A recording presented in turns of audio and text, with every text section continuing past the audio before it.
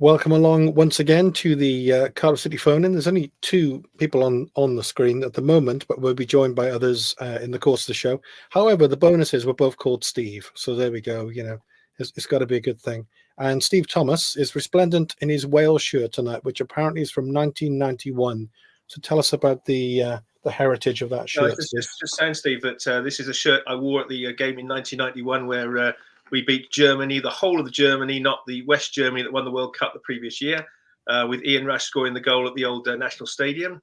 I'd also say that it was 3 days after my daughter was born, so I'll never forget the date. My daughter was born on the 2nd of June, 91, and the game was on the 5th of June. So I was pleased that my wife and my daughter stayed in hospital, so I was able to go to the game, and they came home the next day. So I do remember that week very, very, very, very well.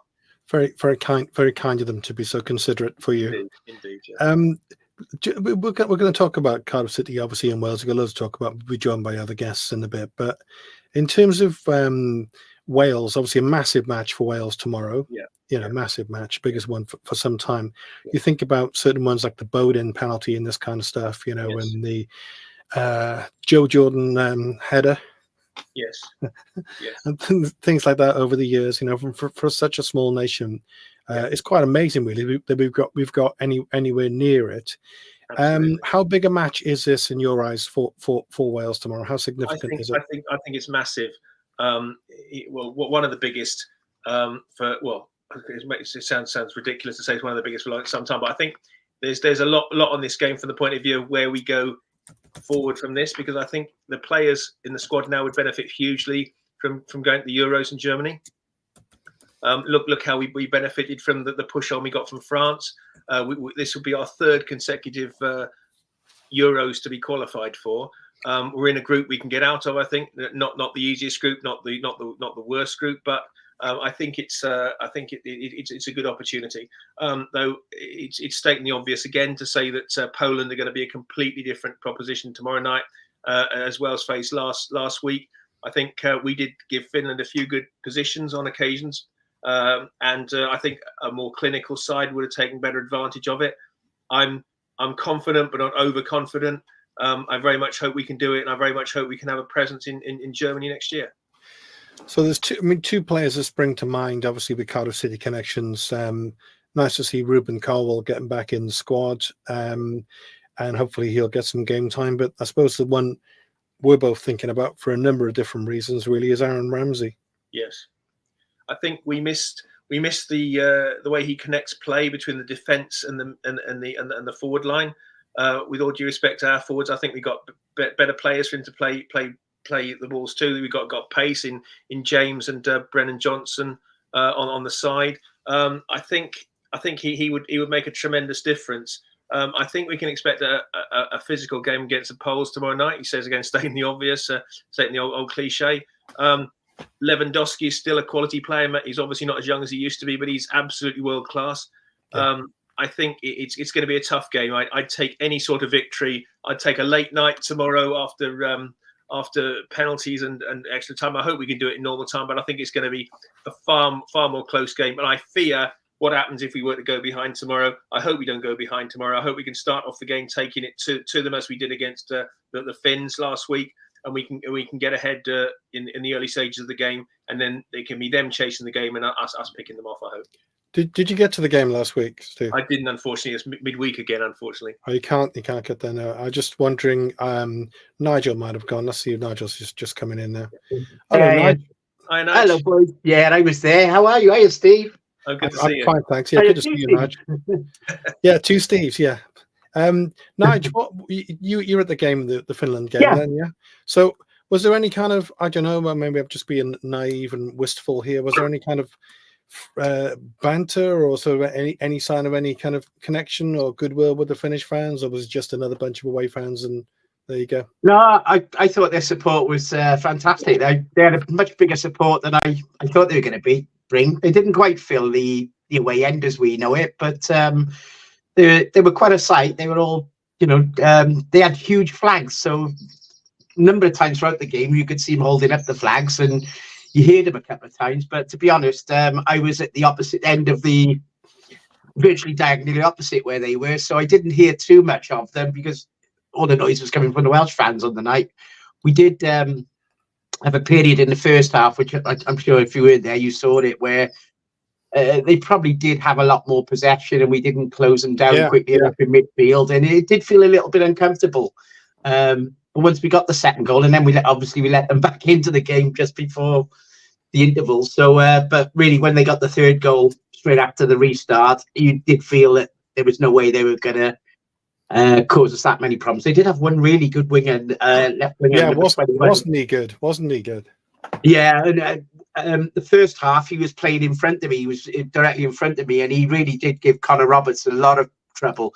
But I was thinking, I'd love to see him down at City. I thought exactly the same thing. I was just looking for his name now. I thought exactly the same thing. I just can't remember. Yeah, I did look him up. He plays for the Finnish team. He's not playing top level football, but I think before that game he'd scored 4 in the previous 6 internationals for Finland. So he definitely is one to watch. And I'm assuming Mr. Bullet was there, so I wondered if it registered anything with him.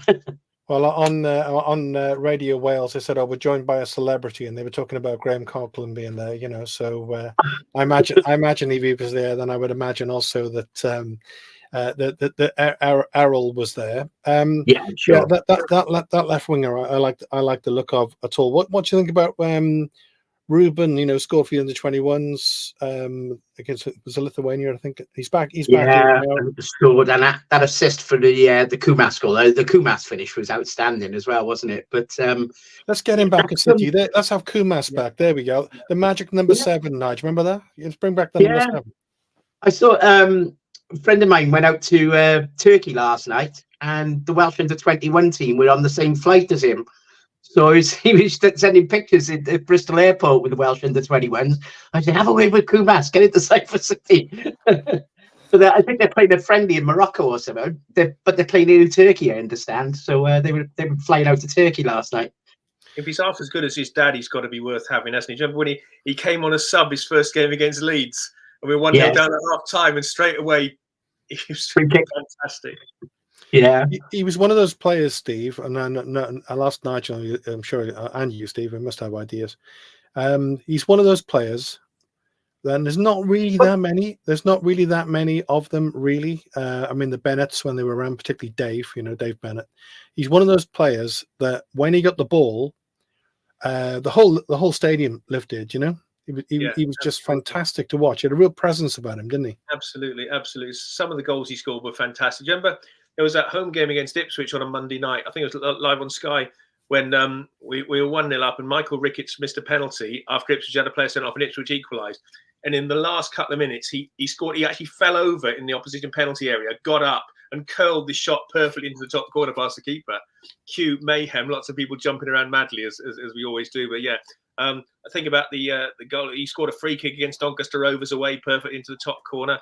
So when he gets the ball and he drove forward, he'd be excellent. And obviously, the younger Kumas is at Liverpool. We have had a number of players on loan from Liverpool before.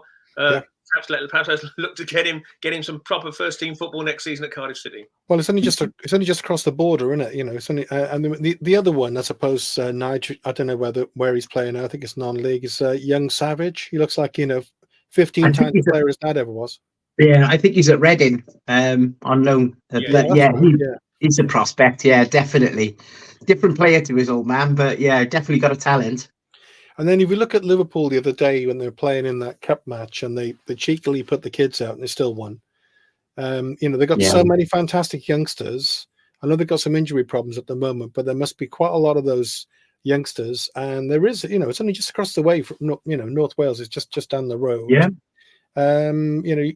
You wonder if there actually would be any mileage at all in getting somebody like young Kumas. He's a kid, isn't he? He's like 18 or something. Yeah, well, I think in fairness, Cardiff have done reasonably well on loans the last year or two, and they do seem to look at these young prospects. But yeah, it would be nice to see a couple of these Welsh loans. And I suppose you look at Liverpool and you go, oh, aren't they good, all their young players? But then you realise how they go and rip them off from like Cardiff Academy, as we saw again last week with the player we lost to Man City. So you think, have they really got great academies, or do they just manage to pull away the best of what's available everywhere? And I think it's probably a bit of both. Yeah, because they can do that, can't they? Because I think it was $250,000 that lad went for from Cardiff. Yeah. You know, which is in the grand scheme of things, if you think look to the future, is absolutely nothing. But in the short term, it's kind of a gamble, really, because you don't know what the kid's going to become. So I suppose you can take the money, but then they end up with 235 players in their squad. You know.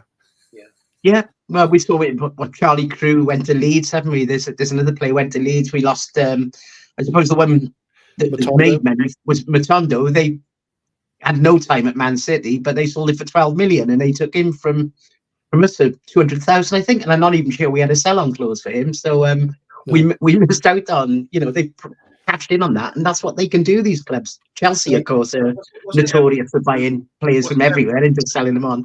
Wasn't it Everton who illegally approached him, Rabbi Matondo, when he was at Cardiff? Yes, it was. You're right, Steve.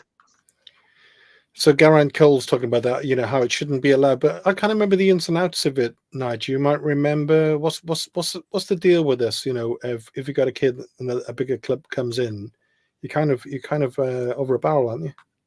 Yeah, I don't understand it all. I know Gavin at the academy has basically said they're pretty helpless, and I think it's something to do with the grade of academy as well. That Cardiff are grade B, and players can be taken by grade A academies.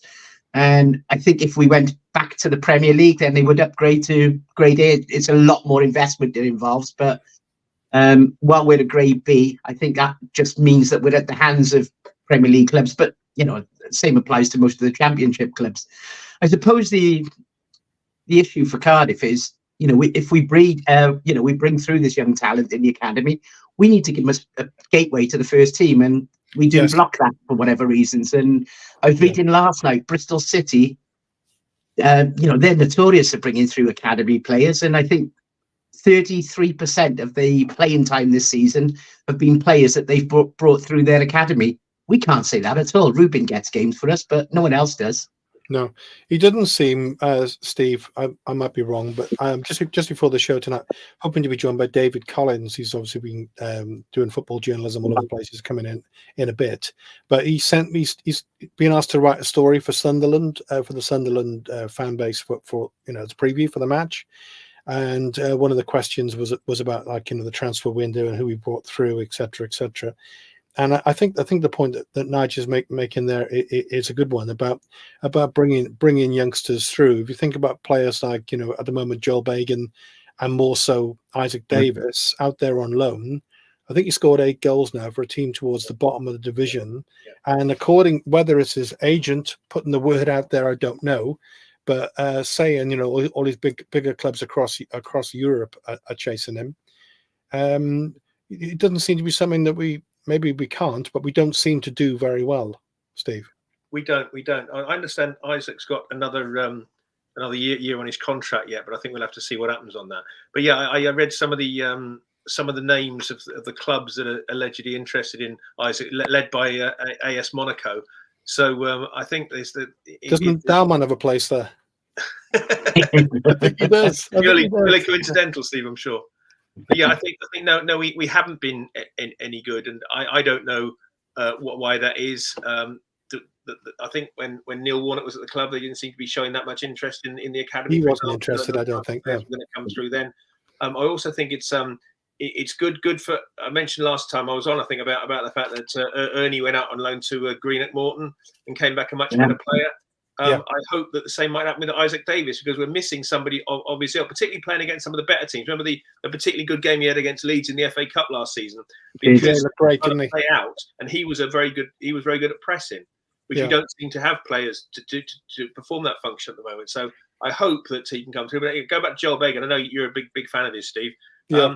It seems difficult to see what he's done wrong, because when he did play 2 or 3 seasons ago, he did seem to do a good job. I think he scored in 3 consecutive games at one point. So he did, yeah. I called him Goal Bacon for a while, but it wasn't very funny, so I stopped doing it. With good justification. Yeah, it's difficult to see. I mean, we tend to bring through the odd gem, whereas, but we pick up on Nigel's point earlier as well. If Liverpool are literally vacuuming up the talent from right around the world, I mean, going back to Rabbi Matondo.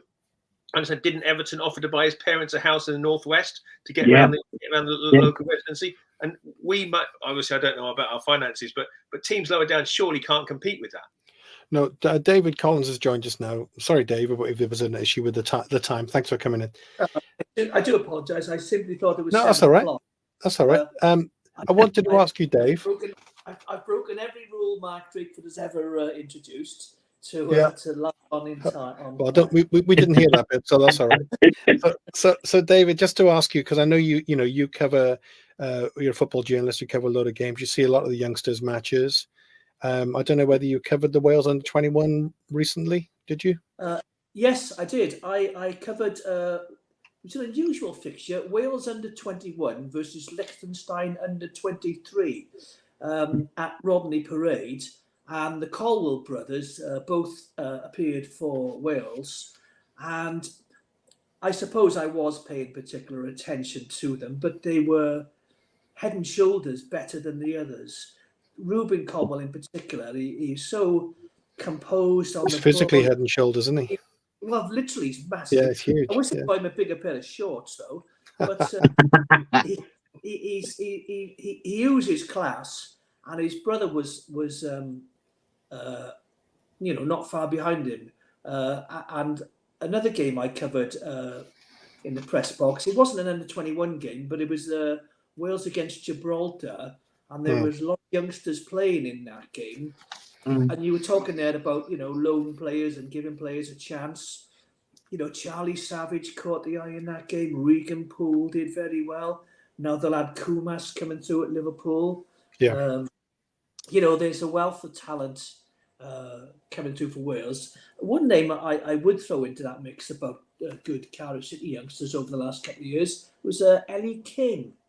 He struck me as being quite composed in the middle of the park, and maybe if we have, let's say, 8 meaningless games between now and the end of the season, which I would suggest we do, then maybe the likes of Kean Ashford, the younger Colwell. Is it Joel Colwell? Joel, yeah, and some of the other youngsters might get an opportunity. I do hope so. I'm just trying to think, Dave, while you're talking. I'm just trying to think. You'll remember before me. What's the name of that young winger? Is it Kieran something? He's out on loan somewhere. Kieran Evans. Yeah, so Kieran Evans. Yeah. Then you got Ollie Denham, who's playing over for Sligo in Ireland. I think Jamie Kroll's out on loan at the moment. And then we got Eli King. I can't remember where it's in Scotland, I think, isn't he? And then Kean Ashford knocking on the door. Yeah. What do you think, David, about what's your gut feeling about? Because I answered that thing you sent me through earlier about the Sunderland game for that coverage you were doing there. And I did see that. Thank you. You're welcome. Might be a few typos. I did in a bit of a hurry just before the show. But what do you think? Do we, going back to what Nigel said, you might have missed it when you were coming in. Nigel was talking about giving some players, I think it was either Nigel or Steve, giving some players a crack, giving them a bit of first team experience, and then kind of bringing them into the mix a little bit more. Whereas at the moment, a lot of our promising youngsters don't even get anywhere near the first team, and they're already gone, and they're already sold on. Yeah, that's been a problem over the last few years. As I say, I've got to go up, and we certainly don't look like we're going down. So now would be, a relatively good chance to blood the likes of Ashford. But it goes back to the same old problem. We could have bloody Ian Rush and Jimmy Greaves up front for us, but we're not creating the. So however good, Earnshaw or Ashford might be in that 6-yard box, if we're not getting the ball, to your point, yes, You're buffering a bit, David. If you excuse the phrase. I was while he's waiting for him to come back, I was seeing on Twitter last night, I forgot the name, George Ellick, who runs the Not the Top 20 podcast, covers the Championship, and he does a lot of stuff on Radio 5 as well. He was talking about Ruben Colwell, and he said he can't believe how he doesn't start that many games for Cardiff. And if he was at Bristol or Blackburn, club like that, some of the guys, he'd probably be on 70-odd appearances instead of, I think he's only ever started 30 games for Cardiff so far. Well, I think that's the way to go now, I think. They've got to start Ruben every game. So let's get rid of Josh Bowler. Because He's had enough opportunities. He's Poor not old going to Jack. be here next season, but he's Yeah. not going to be here next season, is he? There's no Yeah. way they're going to take him on. So I think they have got to look at Joel Colwell, start Rubin. Let's have Rubin for an hour and Aaron Ramsey for 30 minutes, and get him back, back into it. That's the point, Nigel. I was going to ask you about, because one of the things that David, that people in Sunderland were asking about was about the transfer window and how we did in it. And my answer was really, numerically we did quite well. Yes, but in terms of quality, we kind of didn't. And my gut feeling is, I might be totally wrong, right? My gut feeling is that Errol Bullock must have had a word with the powers that be at the club, and they must have said there's a certain budget available. Yeah. My guess is, we thought we were going to spend a couple of mil on bringing the big man back up front, right? Yeah. And then it didn't happen. And so then we had a couple of mil to play with, and we spent it anyway, but we couldn't get a striker. So we spent a couple of million on Turnbull, who's a decent player, but he's not a striker, right? So we brought him in over a couple of million. He's basically a number 10, really. Then you got Ruben, and then you got the return of Aaron Ramsey, Yeah. So it becomes kind of a, how do we manage that one, I wonder? Yeah, and for me, I think what I've seen of is it Henderson we got from his name now from Celtic? Not Henderson. Turnbull, sorry. Why am I thinking Henderson? Yeah. I don't think he's settled yet. He hasn't found his way into this team. No, I don't think so either. To be honest, the only thing I can recall of all his appearances so far, he had a cracking shot in the last home game that was a good save against Ipswich. Other than that, I think he's been fairly anonymous for us. And there's no doubt that Rubin has more impact than him. And he's playing in the position where I think he would get the best out of Rubin as well. I think part of the problem he has at the moment is when he's brought on, he's put out on the left wing or the right wing. He's not getting that role where playing that number 10, where I think you will get the best from him. And at the moment, it looks like Turnbull is blocking that. But surely you'd get a bit more if you mixed it up with Rubin and Aaron Ramsey playing there. Now Aaron's back, give him start with one and replace with the other during the game and give it a go. Yeah. We have to try something different to get more creative than we are. Yeah, we do. I mean, that's the other thing I said to David in the response is that with Errol Bullock, what are your thoughts on Errol Bullock? Maybe we'll go around on that in a second. I'm just going to go to Errol Bullock in a second, but Jeff Dela Cruz, not like Jeff Dela Cruz to be controversial. Cardiff City management are invariably not motivated enough to blood our youngsters, going back to what David said. They want what it says on the tin, loan players. The lazy and Bullet in his team have followed this sad tradition. Steve, do you want to respond to that? Yeah, I think whilst I agree entirely what Nigel just said about the need to get Ruben Colwell more games, I suspect that Errol will want to get as many points on the board between now and the end of the season, and to pick up on Jeff's point there as well. I think he feels the safer option is to use what it says on the tin, loan players, as Jeff indicates there. And I don't think we will. I agree entirely with what Nigel said to say, but I don't think we'll see it. I think we'll see Ruben playing a cameo role again, and it just won't happen. I think if we've got effectively, if we're definitely not going up, we're definitely not going down.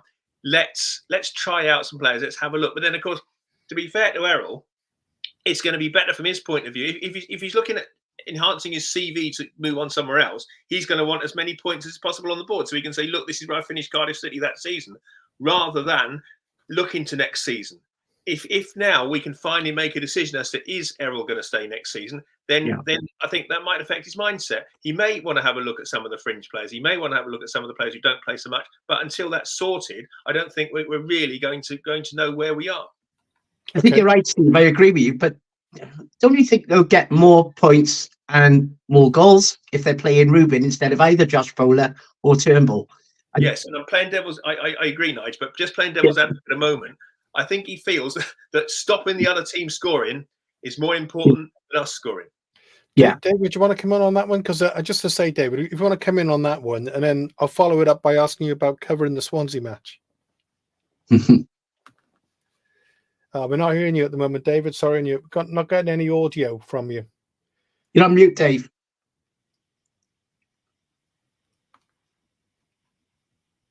No, there's a mic issue, I think. He's lost for words. Yeah, sorry, David. I think your setup needs a little bit of the old Azure Father. So look, we'll come away from you at the moment. Hopefully you can hear us. We're not hearing the audio at the moment. I don't think you are muted. I think there's something else going on there. So Steve, talking about the youngsters as well. Hopefully we get David on in a sec. Isaac Davis, right? So Isaac Davis, going back what the point was made earlier about how, I think it might have been you when you looked really good in that position up front, in the cup match, which we could have won that match, by the way. We probably should have done, actually. Second time, we should have done Leeds. But Isaac Davis there was kind of playing. The one thing Isaac Davis brings to the table, he brings other things, but the one thing he definitely brings is something we don't have, and that is pace. Absolutely. So if he's playing up front off the last defender, I wonder with the way that Errol Bullitt sets up, where would Isaac fit into that team? I'm not sure he would at the moment, unless you stick him in instead of a player like Josh Bowler, who's on loan, is unlikely to be here next season. He played much better last season against better teams, notably, as I say, the Leeds game, because if a team's trying to play out from the back, he's very good at hassling. And again, as I said, I remember him coming on as a sub when we were 1-0 down against Huddersfield. It might be 2 or 3 seasons ago now. He came on, he got us a corner for the first goal, and then he put in that perfect cross for Kiefer to head in, and we ended up beating them 2-1. So again, it's all very well having the man in the middle. Going back to Yedju, the point he made previously, we don't know how good a striker he is because he's not actually getting any service into the box. And Isaac Davis is a type of player who could provide that. But again, to pick up what you said, if he were to just use him as an inverted winger, as Errol's currently using both Josh Bowler and Carlin Grant, he's not really going to be able to function in that because he's a different sort of player. So we would have to change the way where the system we're playing in, I think. David? Can you hear me now? Yeah. Good. Sorry about that. It's all right. Used to this particular software. Going back to the point Steve made earlier on about not conceding a goal, Errol Bullitt seems to approach games not wanting to lose rather than win. Now, most of the time, I would be quite happy with that. Anyone who's seen me play football would definitely appreciate my support of that. But there does come a point where you think, how much longer can we keep it tight and keep playing these, the solid midfield players? I mean, he says to Caldwell about, you need to do more on the defensive side of the game. But does he say to Wintle, you need to do more on the offensive side of the game? And when Steve talked about, it doesn't matter who we have in the box, that was my point early on. We're just not creating chances. I think the transfer window goal was to buy Kiefer Moore. And when that failed, we didn't have a plan B. So, we just got a random selection of players. To be honest, I'd struggle to remember some of their names. Turnbull's done okay, but no one else has caught the eye. Even, Ollie Tanner scored 1 goal early on this season and nothing else. Bowler, there's so much that's just not delivering. But this is why they're playing in the Championship for Cardiff City. Even Grant, who Bullitt seems to like, he just doesn't fill me with. He's not a flair player, I don't think. Hard working, etc. I think he's another one, though, David. I would say that he's recently. It's happened in a couple of games. He's looked so much better, either on the right or in the centre, but on the left, is kind of he can't. He basically doesn't have that foot. How can he create? Who, Grant? Yeah, and equally Bowler on the other side. Bowler just doesn't own a right foot. You think Bowler's going to do something? He'll go past a defender, and we scored one cracking goal the other week. He's got that one great goal, didn't he? Yeah, with our new Senegalese centre forward, swept home a lovely cross from Bowler. I thought, here we go, but these are few and far between. Yeah, and what's your thoughts? I suppose you can't. I suppose David's unfair to ask you really. What's your thoughts on JG so far? I suppose we just don't know what he's like because he's just not getting any service. Is that fair to say? Well, he came on in one game, and I thought, yeah, he looks the business. He's big and he's a tiger man. He's holding up laid off, but we just seem to rotate between 2 or 3 different centre forwards. Yeah. And there's never any. Maybe in the last 8 games we might get a bit of consistency, but we're also talking about blood and youngsters. So I don't know. It's almost as if we don't know what we want, and the club don't know what they want. I suppose if you'd said to me at the start of the season, you'll finish in the top 10 and above Swansea City, I would have taken that. Probably, yeah. Given the last 5 years or so, particularly if you throw in a victory over Swansea and a double over Bristol City as well. I know that doesn't define our season, but it's always nice. So, and if there's money available in the transfer window again, if Burritt stays, it's just always it's all if and buts, isn't it? It's always if we Cardiff City. If some bullets. If some bullets, very good. I'll use that, Stephen. David, I want to ask you while you're on. It's an interesting one because obviously, you're an author and you're a journalist, and I famously in my world famously covered that Leeds United game in the cup when that night. Yeah, and I was covering it for Leeds Club Call, funny enough. But in your case, when you went down, down the road to the Liberty, and you are obviously on the Cardiff City phone in, so I'm guessing you're a Cardiff City supporter, but you've got to be kind of to some extent diplomatic, I suppose, and neutral and objective. What were your thoughts? How was it for you personally, I suppose, to kind of digest that day? It was pouring with rain, and I couldn't find the car park, and I thought I can hardly ask for directions with an accent like this, so I just had to sort of I went to the actual ground. I said, look, I don't know where to park. Can I go in here? Oh no, such and such a car. I can go over there, turn around. In the end, I did find it, and I thought, oh yes, I have parked here before. And I've got to say, I'm always made very welcome in the press suite at Swansea City. The breakfast was to die for. A Jack breakfast. We had a bacon chop, a Cumberland sausage, egg, beans, tomato. It was absolutely wonderful. And I don't know if any of you know the broadcaster Mal Pope. I know Mal. Yeah. He's on Radio Wales, and he's done lots. The Jack, obviously. He's done lots of bits and pieces over the years on football. He's worked with Elton John. He's auditioned for Eurovision. He's a nice bloke, actually. He's a very nice bloke, and he's a big Swansea City fan. And he actually came and sat next to me during the entire course of the game, which made it quite a good laugh. He's keeping an eye on you, Dave. Yeah, he is good fun. But one thing about working in the press box at these games, it does make you watch the opposition more because you're making a note of that left back is the place for Millwall or whatever. And that is the same if you're watching, Cardiff Met or Wales versus Finland. And he was pointing things out to me about the Swansea players, and he was interpreting some of the crowd chants from there. I said, what are they chanting? He said, don't tell us now. Don't tell us now. It's a family show. Jump up if you hate Cardiff, because they would all bounce up and down. Oh, yeah. There's not exactly Lennon McCartney, is it? But so as an experience, they always make me very welcome because they're all the Swans players, fans, and officials. We're all going mental to a man around me, particularly when that last goal went in. Behind me, though, was sat. It looked like the sort of North Korean cabinet. Sat very gloomy, very stony-faced men in dark overcoats, and it was Steve Bawley, Ken Chew, a couple of others I recognised from the ground staff. And whilst everyone else was on their feet like it was New Year's Eve, they were sat there like it was Remembrance Sunday. So I did notice that. But what about David? Sorry, what about when you saw the starting lineup and you saw he'd gone with the inverted wingers again, and you saw how well we played towards the end of that Ipswich game when we did kind of shake it up a bit and try a few things. And to me, it just looked fresh and we looked so much better. And it was back to same old, same old. What were your thoughts when you saw that?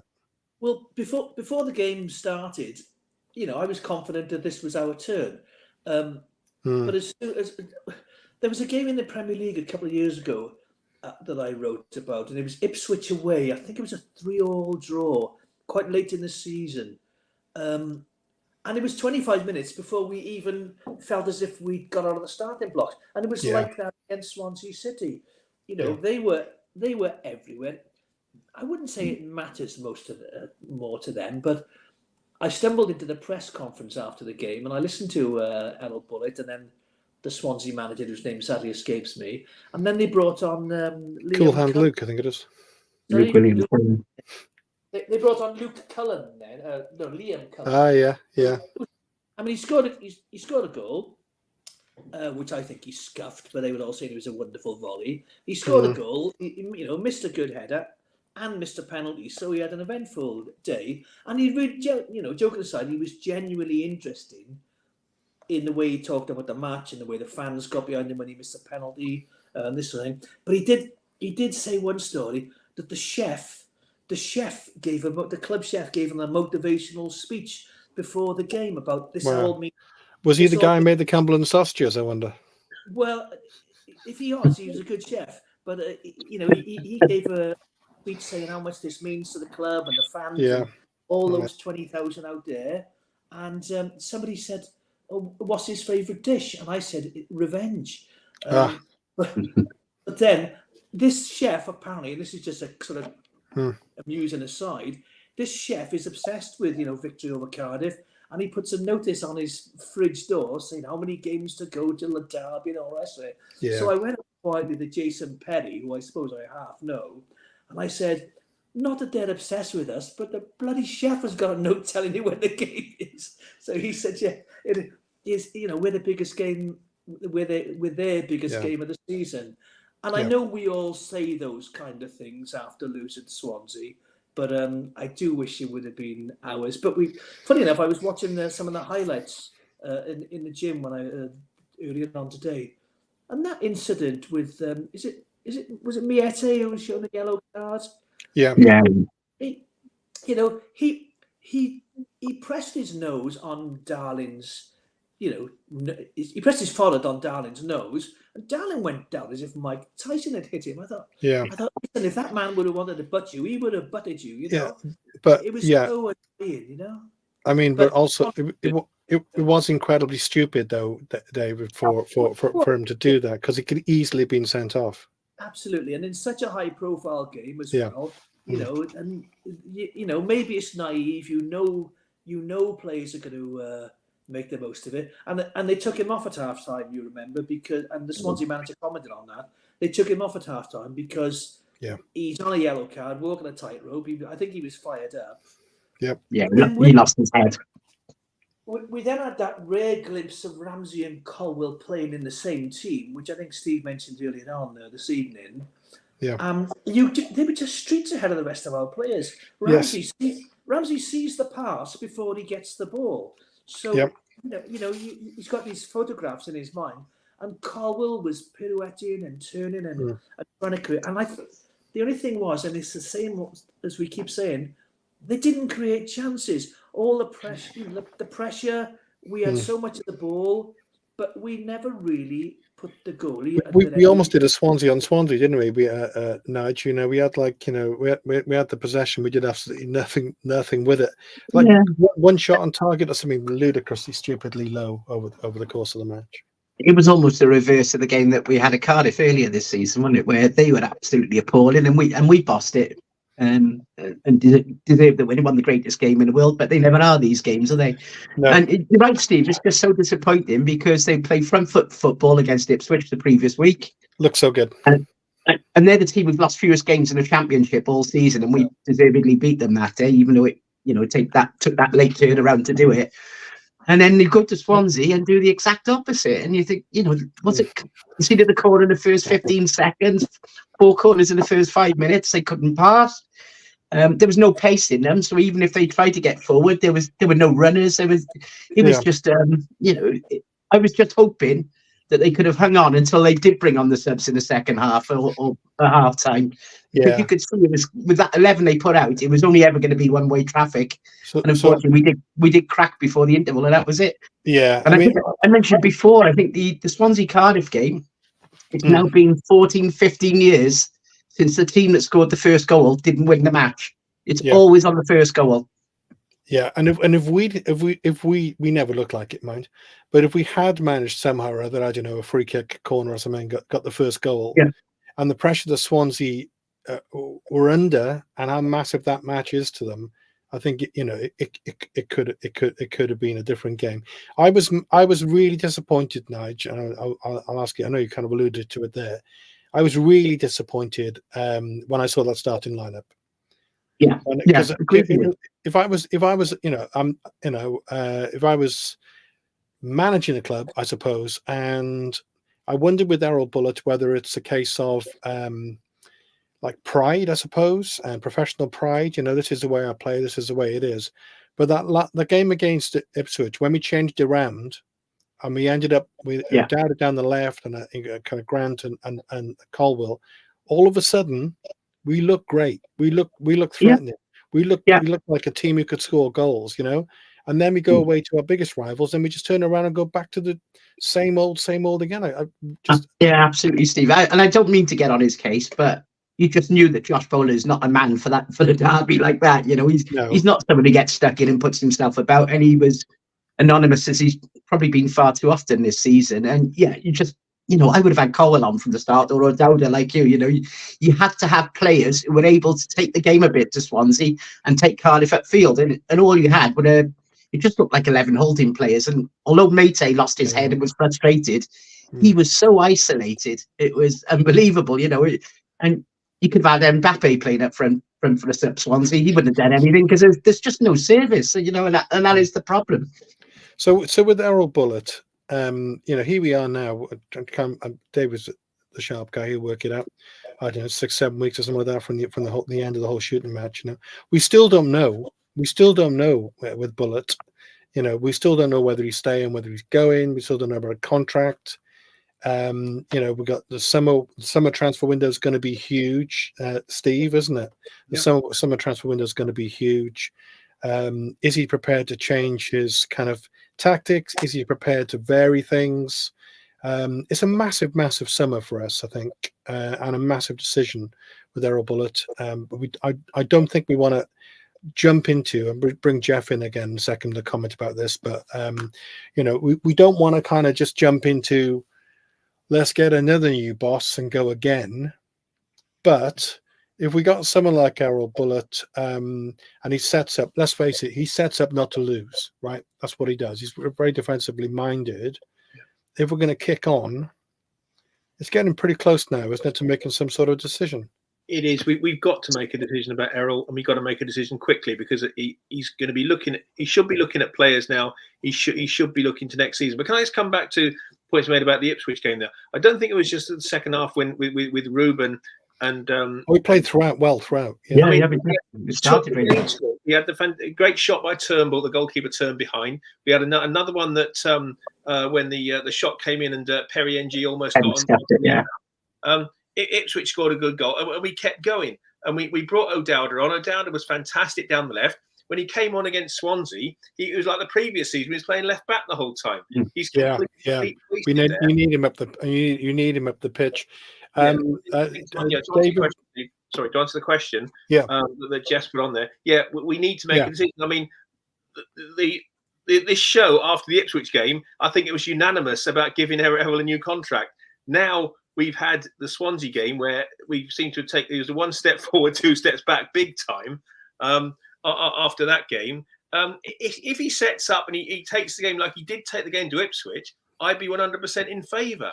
But it's just that the lack of consistency. But we do need to make a decision one way or the other. Let's either give Errol the contract or say we're not going to give Errol the contract. We're just going to see the season out. At least then we know where we are at the moment. It's just the uncertainty for everybody, particularly us as the supporters. Well, let's whiz round on this one. So, David, I'll come to you next. I don't even see Jeff's comment on the screen, but he's to him. He wants Bullitt gone, and he thinks if Bullitt's there, he's spending money. If he's stuck in with this inverted kind of attack, well, not even it's an inverted defensive formation rather than attacking formation. But if there's no service coming in from other than just let's not lose. Is it time? What's your general thoughts on Errol Bullitt, David? Well, as I mentioned earlier, he looks likely to give us our best season for some considerable time. The football hasn't been great, but it's a mild improvement on the likes of, I don't know, Neil Harris, etc. So Ian Walsh, the Radio Wales pundit, he says that Cardiff City just go, stop, go, stop, go. He's a former Jack of mine, just to say. He's a former Jack. He's a former Cardiff City player as well. Yeah, I know, kind of. But he didn't tear up any trees pull up any trees for Cardiff City. But I mean, we've had since Ole Gunnar Solskjaer, let's call that 10 years ago, we've had, I don't know, half a dozen different managers, if you include easily caretakers and everything else. And that's just not great for continuity. But Bullet himself has said, well, I'm not planning for next season because as you say, I don't know if I'm going to be here. And if they did decide not to renew his contract, on what grounds? Because you've only finished 10th. And who do we get in place? We might, all have hopes of, I don't know, Craig Bellamy and Mark Hughes and maybe Nathan Cooper. Jones. Yeah. No, he's just gone to Charlton, is he, Jones? Yeah.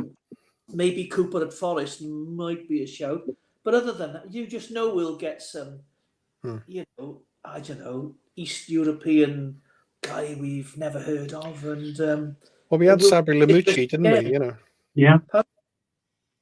We had Sabri Lamucci, and I thought we'd probably be sticking with him, and then he was a Gary Garner, and we didn't hear anything. I get Gary Garner from a teenage daughter, by the way, just to say. But I mean, it could be the same with Errol Bullet. We're not hearing anything. No, and I'm not sure if Han knows what he wants or is interested in what he might want. In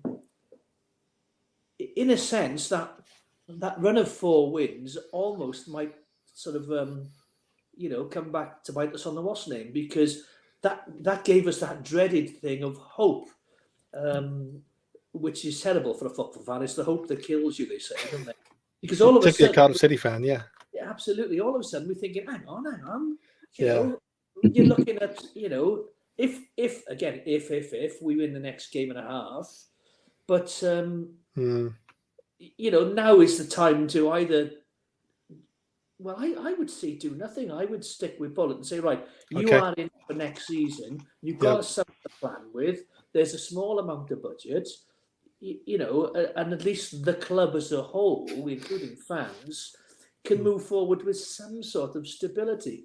But all this limping through every season from manager to manager, and if you looked at our team lineup from, I don't know, even 3 years ago, there's probably very few names that featured in the lineup. Joe Rolls, and after that, maybe some of the youngsters, Caldwell would have been on the fringes, but after that, you're struggling. So stability is what this club needs, but unfortunately, owners and chairmen don't want stability. They want it now. It's like the Chancellor. What is it? Jam tomorrow from managing the jam today or something. Yeah. Nigel, I'll bring you in on the Errol Bullet one, because the comment on the screen there from Andrew Davis. Bullet's downfall. He's not an attacking manager. He's too negative. He's not for me next season. Some of our football's been dire this season. I'd really like, like I said, going back to what I said earlier, I'd like to think that he tries something, it kind of works. You can see how he might score goals and kick on, then goes with it. But I just don't get that good feeling with him. He's the kind of guy to do that. What are your thoughts on Bullet? Yeah, it's mixed, isn't he? He's a bit of a conundrum, because I think part of the problem was we started the season really well. And, people were thinking we were a playoff team when we beat Bristol the end of October. Realistically, that squad is not. And, he's not an attacking manager. He's the sort of safety first one. But he's also got a squad that hasn't got a striker. And we do know that he did try to sign top-line strikers last summer. I can't remember who was the guy. He ended up in France and he done his ACL, didn't he, the first couple of games? And then he tried to get Kiefer in the last window. So he is out on looking in the market for a talented striker. But I suppose, what were our expectations for this season? For me, I wanted to see us do better at home. And although we had a horrible run in the autumn, this is actually going to be our best home season for about 4 or 5 seasons. I wanted to see us nowhere near the relegation positions. We're not. We're mid-table. I wanted to just do well in the derbies, and although the Swansea thing was a shambles the other week, we won 3 out of 4 this season, and we lost 7 of the last 8 in the previous 2 seasons. So there are, we overlook the things that are going well because the football at times has not been great, and it has been joyless. And there were periods in the winter where it was almost dire. We would just get lucky late away wins at places like Sheffield Wednesday and QPR that kept us going, didn't it? Those games we won, we weren't great in either, Nigel. No, absolutely. So, but I think overall, I think he's done a decent job. I don't know if he wants to be here or not. That's the one question I've got. Does he even want to stay? But then you also get, who is making these decisions to give all these players new contracts? We've now got a new head scout, haven't we, from Ukraine? I'm assuming that's someone that Bullets had a say in. So why are we, we're handing out contracts left, right, and centre to everyone and making signings behind the scenes, and yet the manager is the one thing that they're not doing anything about. And I think they have to sort it out. And personally, I think I would give him another roll of the dice, because I think he's done. Although I don't enjoy his football always and the way he sets up, and sometimes he doesn't seem to learn from his mistakes. But you like to think that's part of the adjustment to the Championship, having not managed in this country before. But I think he's a good man, and he's open and honest, isn't he? And sometimes that's all, you can respect that. But he's also very predictable. Yeah, he is. But I would like to see better football in the last few weeks of the season to give us something to really encourage us for next season. And if he can do that, then great. I would be in favour of giving him a contract. But you can't keep it stringing it along. We can't go into another summer thinking who's going to be our manager, because they need to do the groundwork now for next season. Yeah, I mean, because we got like 7 minutes to go. So there's quite a few comments coming in. So there was a good one just now. Wales KTF 1969. I think I know who that is. He says an East European manager we never heard of. Is it Borat? But it's good comments knocking around. How about this one? I'll go to you, Steve, with this first, and then we'll run. David's already mentioned this. It comes up a fair bit. Same person, actually. I'd move heaven and earth to get Steve Cooper here for next season, but would he come? No, I don't want Steve Cooper. I don't want his assistant.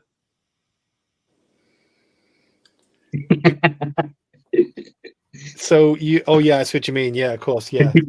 He probably. I mean, that's a good point, David. I don't think his assistant would want to come, mind, Steve. No. Can I just go back as well? I think to pick up on Nigel's point earlier on, obviously everything was very positive after Ipswich, and we'd taken the game to them. We'd beaten one of the best teams in the league this season. They've only lost. It was only the 5th time they'd lost all season when we beat them.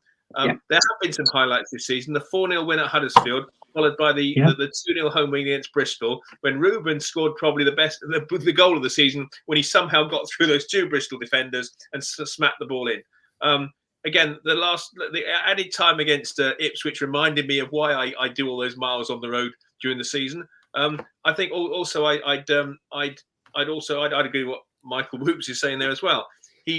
Bullet has brought some talent in. Gutas and Siopis, I think generally speaking that they've been a success.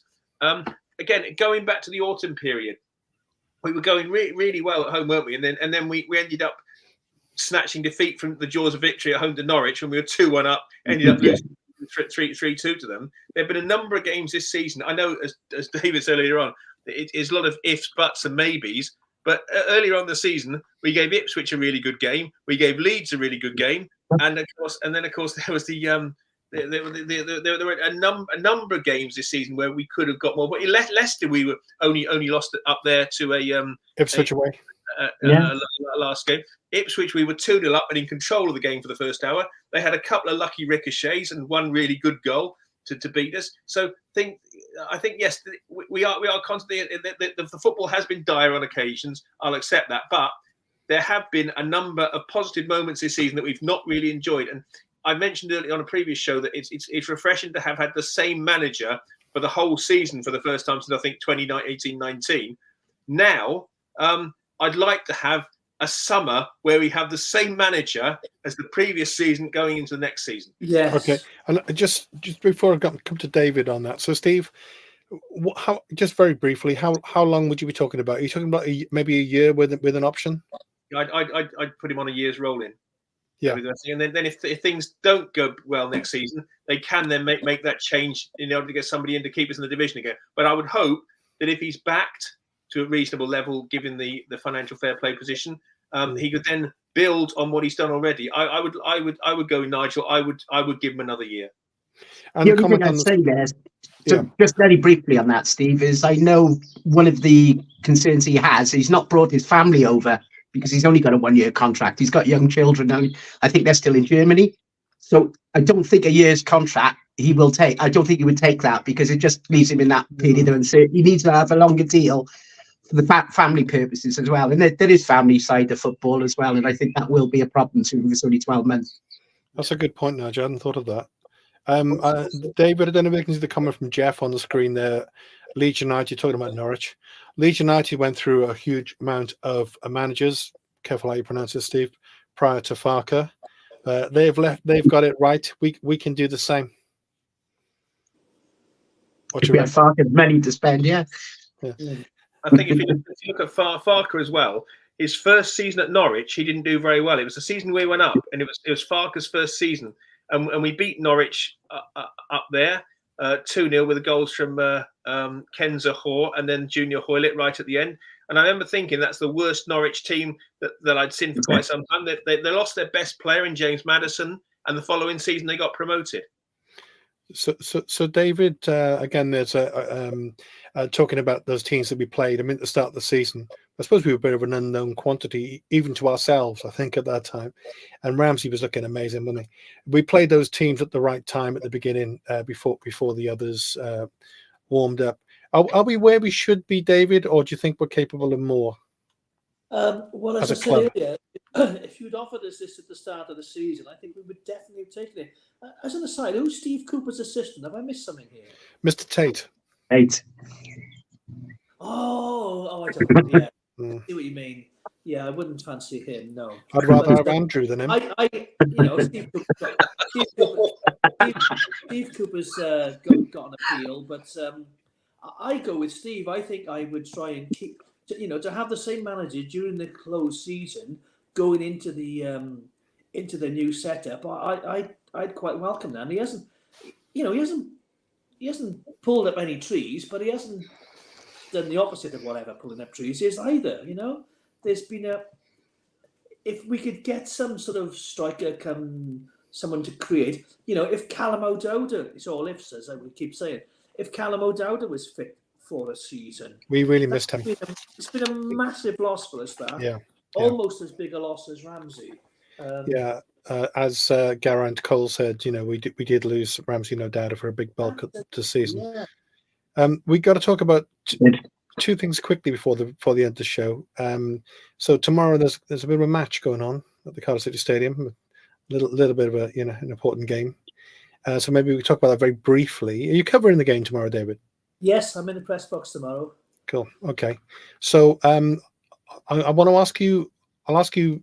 Start off with you, and I'll whiz it on a good Steve, and I got a Nige. So we got Wales, Poland tomorrow. Prediction for that, and also then when we have Sunderland on Friday. Two very different matches in the same stadium, and very different things on the table for both, really. Sunderland 2-2 draw. Tomorrow, people were saying to me, what was the atmosphere like last week? And I said, well, it wasn't as intense as I have seen it, because in the past, we've had to roar the team over the line, or the crowd have had to roar the team over the line. But that wasn't needed last week. It was relatively relaxed.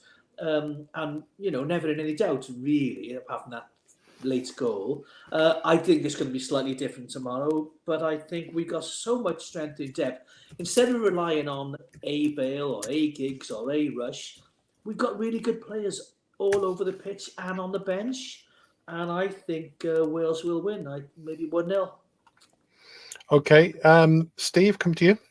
Okay, I will go for a 2-0 win tomorrow night, with the crowd being more intense, as David indicates there. I'd go for a 2-1 home win against Sunderland, and not forgetting that we got Easter Monday away at Coventry. I'll go for a 2-1 win there as well, because they're going to get a bit jittery now as we get towards the end of the season, and their eyes are going to be on their FA Cup semi-final against Manchester City. Okay, and the only two Polish players. United. Matty Cash plays for Poland. Is that right? I think that's right. Yeah, but he's out tomorrow. Pulled a hamstring. And then you got Lewandowski, he's about, I don't know, 34, 35, but he's 36 this summer. Yeah, but he's just his pedigree. It says it all. Nigel, what's your thoughts tomorrow? I think it's going to be tight. It might even need extra time, and I think so. Maybe penalties, but I said penalties. Yeah, I don't think we got anything to fear. If you look at Poland in the group, they lost three of the 4 away games they had, and the only one they won was in the Faroe Islands. They're not playing great football at the moment. Although I did see Wales only beaten once, which was the first meeting 50 years ago. And the last 9 meetings, we've lost 7, drawn 2, including the 2 games in the Nations League recently. I was there at the 2-0. I remember that one. Trevor Hockey score. Yes. James, I think. Yeah, I think you're right. So, but yeah, when you look at their team, I don't think there's too many players that would worry you, should worry. Yes, and we've been talking about Cardiff playing this, not playing front football. That's the one thing that Wales will do. Maybe they need to start with Kiefer. I wasn't overly convinced by Brennan playing centre forward the other night. And I think Kiefer will give them more problems. So I would like to see that change. But yeah, I think we will win. I do think we'll win, but it's going to be a nail biter. Weekend. The City game's on Friday, isn't it? I only realised that yesterday. Yeah. I do think they're going to win 2-0 or 2-1. Sunderland are in dire form. They've taken 1 point from the last 7, and that was a 0-0 draw with QPR last match. So they're not playing well at the moment, and hopefully we can keep it that way. Okay, and they are actually 5 points behind us. They are very much a mid-table side. We're right towards the end here, David, but I just wanted to ask you, you've obviously been having a conversation with the guy who's involved with the fan base at Sunderland, I imagine, in the conversation you've had. Yeah, I wonder how he feels about the game, and what's he predicting? I haven't got that from him yet. He's just reached out to me to ask for his predictions. But last time I did this, when we were away, I put in my views, and he put a very Sunderland emphasis on my response. So I'll be interested to see that. But it'll be interesting to see how many Sunderland bring as well. Yeah. It's going to be a relatively meaningless game, but it's a bank holiday. Yeah. Yeah. I mean, they could bring. I'm sure they'll sell their attitude. Good support. Yeah. Good support. Yeah. Okay, well, we haven't got time now to talk about that time. Do you battle them 4-1 after they won the FA Cup? Was that right years ago? I think that's the case. John Farrington, I think. John Farrington hat-trick. We'll leave that for next Monday, yeah? You're right. Anyway, thanks a lot, guys. Good show. Let's hope Wales do it tomorrow, and City also. Wales. Cheers all. See ya. Yeah. Bye-bye.